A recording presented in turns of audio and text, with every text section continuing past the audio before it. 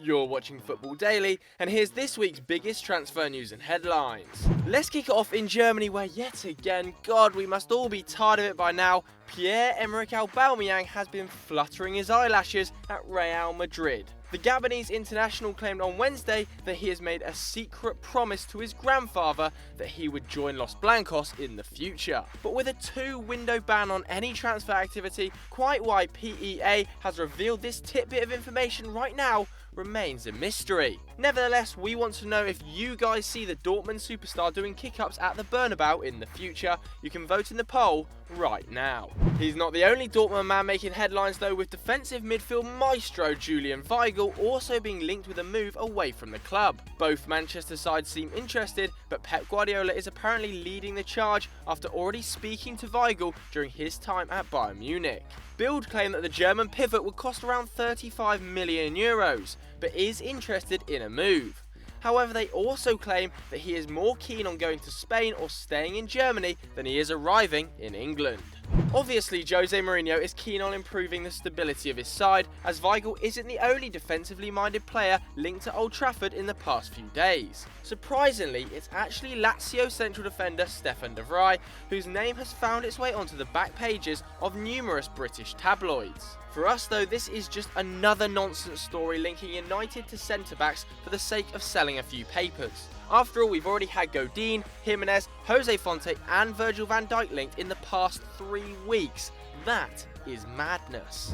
One central defender who will be available in the summer is John Terry. Not that Man United are likely to make a move for the Blues gladiator. Nevertheless, the centre-back whose contract runs out in the summer has been told that he will not be offered a new deal at Stamford Bridge by senior members at the club. Antonio Conte though is willing to offer Terry a coaching role, but is keen to bring in younger, fresher players to replace Terry and potentially even Gary Cahill as well.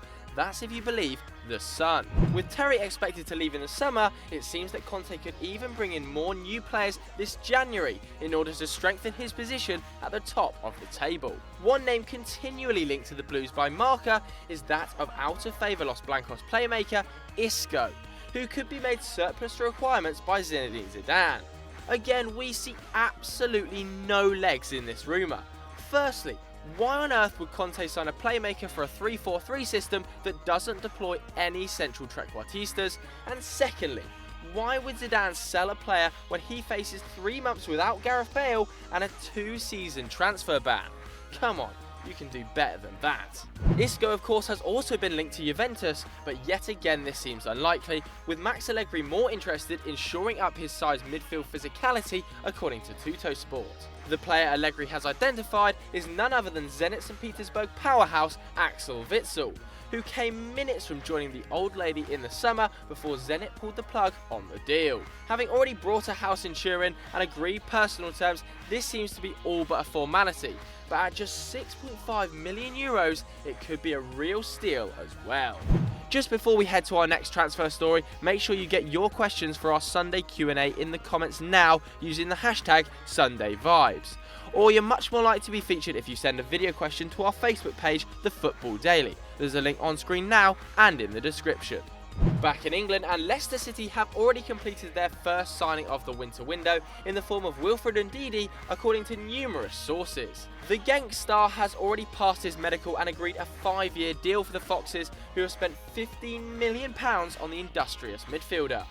An official announcement is expected in the coming weeks once Ndidi's work permit has been confirmed. And finally, a host of Arsenal stars have signed new contracts, but no, it's not Alexis Sanchez or Mesut Ozil, so Gooners, don't get too excited. In fact, it's Francis Coquelin and Olivier Giroud who have officially signed new deals until 2021 and 2019 respectively. However, the biggest positive must be the rumour that Laurent Koscielny has privately already put pen to paper on a new contract until 2020. So there we have it, but what do you guys at home think? Let us know in the comments below. And if you enjoyed this video, why don't you click here for loads more great content and down there to subscribe. And as always guys, we'll catch you later.